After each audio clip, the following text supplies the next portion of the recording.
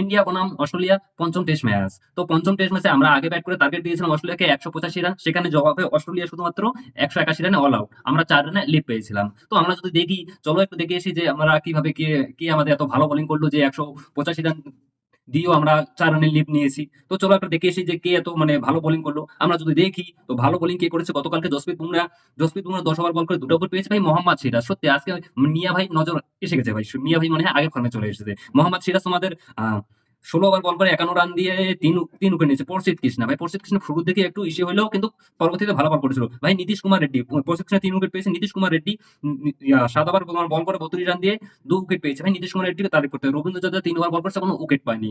তো আমরা চলে এসেছি আমাদের, এটা তো চলে গেল কালকার, এবং চলে এসে আজকের ম্যাচে। তো আজকে আমরা যখন অস্ট্রেলিয়া 181 রানে অল আউট হয়ে যায় তখন আমরা ব্যাট করতে নামি। তো এসএসসি জয়সওয়াল ভাই 35 বলে 22 রান করে, কোনো কথা হবে না, তখন এসএসসি জয়সওয়াল কম বেশি ভালোই খেলেছে, ঠিক আছে বাকি ব্যাটসম্যানের তুলনায়। কে রাহুল এবারও ফ্লপ শো, কি বলবো গুরু, যা বলার কথা নাই। কে রাহুল 20 বলে শুধুমাত্র 13 রান করেছে। শুভমন গিল ফ্লপ শো ভাই। শুভমন গিল তোমাদের রান করেছে 15 বলে 13 রান। বিরাট কোহলি ফের ওই একই কিচ্ছা, যে যে বলে আউট হয় প্রতিবারে এই গুলোর সেম ভাই। ঋষভ পান, এখানে ভাই ঋষভ পানের তারিফ করতে হবে গুরু, সত্যি গুরু যা বলার কথা না। ঋষভ পান গুরু তোমার 33 বলে 61 রান করে 184 স্ট্রাইক রেট, মানে কি বলবো, যা টেস্ট ক্রিকেটকে ভাই টি20 বানিয়েছে। এখন আমাদের কি রবীন্দ্র জাদেজা 39 বল খেলে 8 রান, এখন নট আউট রয়েছে। নীতিশ কুমার রেড্ডি 21 বল খেলে 4 রান। ভাই নীতিশ কুমার রেড্ডির কি ফর্ম কোথায় গেল সেটা বলতে পারলাম না। এখন ক্রিজে দাঁড়িয়ে আছে ওয়াশিংটন সুন্দর আর রবীন্দ্র জাদেজা। দেখি গতকালকে আমরা কত রান করতে পারি। তো আমরা এই মুহূর্তে রান করতেছি 140 রান।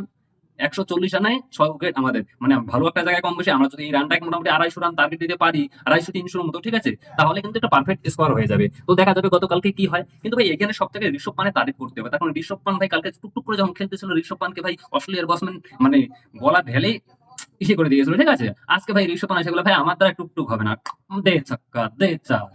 গুরু সত্যি ঋষভ পানের তারিফ করতে হবে গুরু। ঋষভ পান আজকে টেস্ট ক্রিকেটের ইতিহাসে টেস্ট ক্রিকেট সব থেকে ফাস্টেস্ট হাফ সেঞ্চুরি করেছে আজকে ঋষভ পান, যা 50 সালের রেকর্ডকেও ভেঙে দিয়েছে। ঋষভ পান এই কাজ 2বার করেছে। তো আজকের জন্য এটাই ভাই।